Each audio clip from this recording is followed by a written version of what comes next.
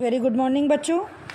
आज मैं आपको हिंदी की कक्षा में संतो देखत जग बौराना इसका शेष भाग पढ़ाऊँगी।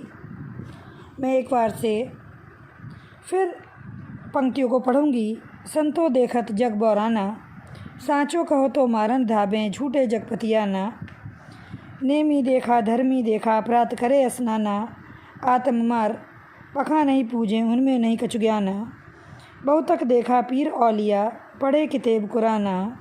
कै मुरीद तदबीर बतावें, उनमें वह जो ज्ञाना।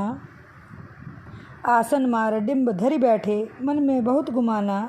पीपर पाथर पूजन लागे, तीरथ गर्भ बुलाना। इन पंक्तियों का अर्थ मैं पिछली वीडियो में आपको समझा चुकी हूँ और संदर्भ यही है कि कबीरदास जी ने धर्म के नाम पर आडंबर करने वालों को और ईश्वर को अलग अलग रूपों में देखने वालों को ज्ञान देने की कोशिश की है, ईश्वर के मर्म को समझाने की चेष्टा की है। साथ ही उन्होंने ये भी बताया है कि जो इस मर्म को नहीं जानते वो ईश्वर को भी नहीं पहचानते और ईश्वर की प्राप्ति के लिए बहुत ही अनुचित साधनों को करते घूमते हैं और अंत में स्थिति ये होती है कि उनको कुछ भी प्राप्त नहीं होता। तो यहाँ दोनों ही धर्मों को या किसी भी धर्म को उन्होंने यही शिक्षा दी है कि ईश्वरीय सत्ता में विश्वास रखो, आडंबरों से बचो। आडंबरों में कुछ नहीं रखा है, आप स्वयं को पहचानो, आत्मस्वरूप को पहचानो, वास्तविक ईश्वर को पहचानो, इस सांसारिक शक्ति को पहचानो। और ये जितने भी आडंबर हैं, जितने भी झगड़े हैं धर्म को लेकर, संप्रदाय को लेकर, इन सबको बंद करो। तो इसी तरह से सांप्रदायिक लोगों के ऊपर व्यंग्य कसते हुए वो बताते हैं कि टोपी पहिरे, माला पहिरे, छाप तिलक अनुमाना। देखो, अलग अलग धर्मों में बच्चों अलग अलग तरह के कस्टम होते हैं। कहीं पर कुछ, कहीं पर कुछ। कहीं माला पहनने का रिवाज है, कहीं भगवान के नाम पर दुशाला ओढ़ने का रिवाज है, कहीं सर पर टोपी लगा करके पूजा पाठ करने का, नमाज करने का विश्वास कायम है। लेकिन वो कहते हैं इन सब चीज़ों से आपको ईश्वर की प्राप्ति नहीं हो सकती। आपका गेटअप कोई मायने नहीं रखता कि आप क्या पहने हो, क्या नहीं पहने हो। तो वो कहते हैं कि कुछ लोग इसी ईश्वर के मर्म को जानने हेतु टोपी पहनते हैं, कुछ लोग माला पहनते हैं, छाप तिलक, कुछ लोग माथे पर छापा लगा कर तिलक लगाते हैं। तिलक अनुमाना का अर्थ है कि माथे पर तरह तरह के छापों युक्त तिलक लगाते हैं। साखई सबदई गावत भूले। अच्छा, जो तुम लोग पढ़ रहे हो, तुम लोगों ने शुरू से ही देखा होगा कि कबीर के जो ये जितने भी धार्मिक पद हैं जिनमें ईश्वर की महिमा गाई जाती है, इन सबको साखी या थोड़े बड़े होते हैं उनको सबद कहते हैं। और पहले समय में जो क्लासिकल सिंगिंग होती थी तो यही साखी और जो सबद होते थे ये बंदिश गाई भी जाती थी। एक तरह के भजन का ही रूप था ये। लोग इनको अपने कामों से निपटने के बाद बैठ करके गाया करते थे। ये एक आध्यात्मिक प्रक्रिया थी। तुम लोग खाली बैठते हो, हम लोग सब खाली बैठते हैं तो हम लोग व्हाट्सएप चलाते हैं, हम लोग टीवी देखते हैं, हम लोग एंटरटेनमेंट दूसरी तरीके से करते हैं। लेकिन जिस समय की मैं बात बता रही हूँ उस समय लोग अपने दैनिक कार्यों को करने के बाद शाम को जब बैठते थे तो यही उनका एंटरटेनमेंट था कि वो ईश्वर के नाम का गुणगान किया करते थे। संतों ने जो ज्ञान दिया होता था उन वाणियों को वो लयबद्ध करके गाया करते थे। इससे क्या होता था, उनका मन भी लगता था, एंटरटेनमेंट भी होता था और उनके ज्ञान के चक्षु भी खुला करते थे। लेकिन धीरे धीरे मैंने बताया कि ये सब चीज़ें बंद होने लगी। लोगों ने और एंटरटेनमेंट के दूसरे साधन ढूंढ लिए, नृत्य, गायन, पर धार्मिकता से उनका विश्वास हटता चला गया। धर्म के नाम पर आडंबर तो रहे, दिन ब दिन बढ़ते रहे, लेकिन असली मर्म वो लोग भूलते गए। तो वही कहा है उन्होंने कि जो साखी और शब्द है, यानी जो ईश्वर के असली मर्म को बताने वाले भजन हैं, इन सबको लोग गाना ही भूल गए हैं, अब नहीं गाते। आत्म खबर है न जाना। आत्म माने खुद की, खबर माने जानकारी, न जाना माने नहीं जानते। और जब वो इस तरीके के धार्मिक पदों को नहीं पढ़ते, धार्मिक भजनों को नहीं सुनते, तो अंततः क्या हुआ है कि उन्होंने अपने मन की आत्मा के रहस्य को भी एक तरह से बिसरा दिया है। मतलब इतना भौतिकवादी हो गया है इंसान कि वो यही भूल गया है कि वो एक्चुअल में यहाँ धरती पर आया क्यों है या जीव होने का असली लक्ष्य क्या है। ठीक है। हिंदू कहे मोई राम प्यारा। अब ईश्वर के मर्म को तो जानते नहीं ये लोग, ना ही जानने की कोशिश करते, लेकिन धार्मिक आडंबर और आपस के लड़ाई झगड़े, इन सब में इनकी रुचि बिल्कुल पर्याप्त रूप से बनी हुई है।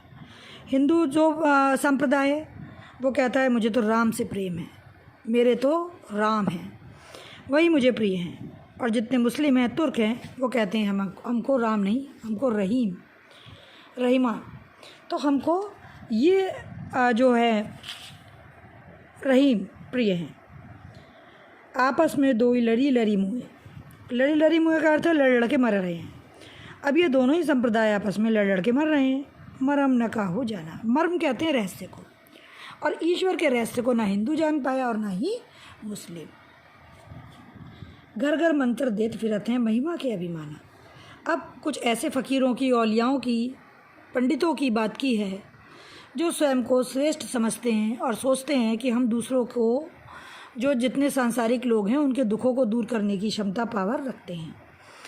वो अपने ज्ञान का झूठा प्रदर्शन, अहंकार, या फिर उसको आप ये भी कह सकते हो कि पैसे कमाने का एक जरिया बना लेते हैं और दुखी लोगों को ये विश्वास दिलाते हैं कि हम ही तुम्हारे इतने बड़े गुरु हैं कि हम जो एक मंत्र तुम्हें दे देंगे या जो भी हम तुम्हारे साथ कर देंगे उससे तुम्हारे सारे समस्त कष्ट दूर हो जाएंगे। महिमा की अभिमाना, महिमा क्या है? ये संसार, इस संसार की भौतिकता में फंस के वो इतने अभिमानी हो गए हैं कि उन्हें ऐसा लगने लगा है कि वो किसी के भी दुखों को दूर कर सकते हैं, उनमें इतनी शक्ति है। और वो घर घर लोगों को मंत्र देते घूमते हैं। यानी देखा होगा आपने, कुछ लोग कहते हैं ईश्वर से भी बढ़ कर के स्वयं को मान लेते हैं कि हमारे पंथ पर चलो, ईश्वर कुछ नहीं है, जैसा हमें गुरु बना लो, हमें अपना गुरु मान लो। तो ऐसे भी लोग हैं। गुरु के सहित शिष्य सब बूढ़े अंतकाल पछताना। और ऐसे शिष्य और गुरुओं की स्थिति को वर्णित करते हुए कबीरदास जी कहते हैं कि जो लोग ऐसे होते हैं कि वो परम तत्व को, ईश्वर को छोड़ करके इस तरह गुरु घंटालों के चक्कर में पड़ जाते हैं, तो उनका परिणाम ये होता है कि वो गुरु का तो अंत में विनाश होता ही है, उसको तो कुछ पल्ले पड़ता नहीं, और जितने उसके फॉलोअर होते हैं वो भी सब इसी तरीके से दुर्गति को प्राप्त होते हैं।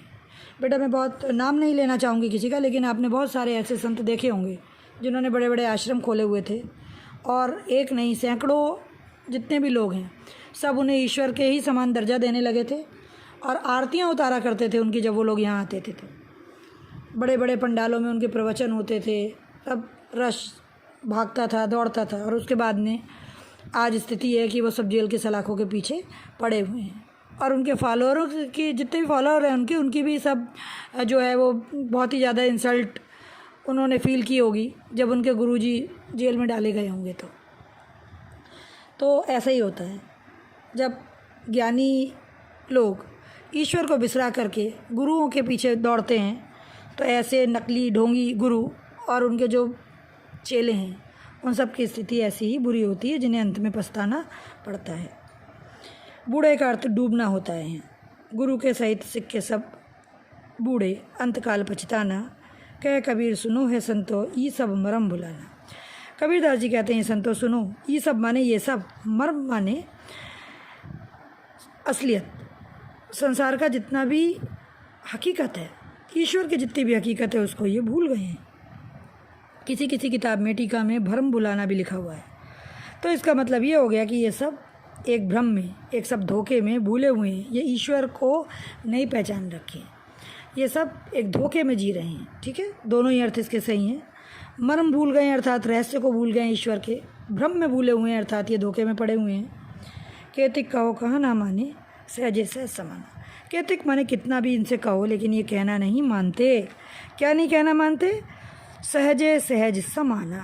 सहजे माने आसानी से, सहज माने बिल्कुल आसानी से प्राप्त हो जाने वाला, समाना माने लीन हो जाना। ठीक, ये कहते हैं कि ये नहीं मानते इस बात को कि ईश्वर सहज साधना से ही प्राप्त हो जाते हैं। ठीक है, सहजे सहज समाना, समाना का अर्थ है मिल जाना, लीन हो जाना, कि ईश्वर में आप बिल्कुल सहज साधना से ही लीन हो सकते हैं। अगर आप सहज रूप से ईश्वर का ध्यान करेंगे तो आप उसमें लीन हो जाएंगे। उसके लिए आपको किसी प्रकार की, किसी भी आडंबर की, किसी भी तरीके के किसी कर्मकांड की कोई आवश्यकता नहीं है। तो बेटा इस पद में मैंने आपको 2 खंडों में ये पद पढ़ाया है। उन्होंने जग को बौराना यानी पागल जैसी स्थिति में दिखाया है। और पागल क्यों कहा है? इसीलिए कि वो उल्टी उल्टी हरकतें कर रहा है पागलों जैसी। असली ईश्वर के मर्म को समझने के बजाय आडंबरों में, उल्टी सीधी बातों में, गुरु घंटालों के चक्कर में पड़ा हुआ है और बात को नहीं मान रहा, ईश्वर के मर्म को नहीं पहचान रहा।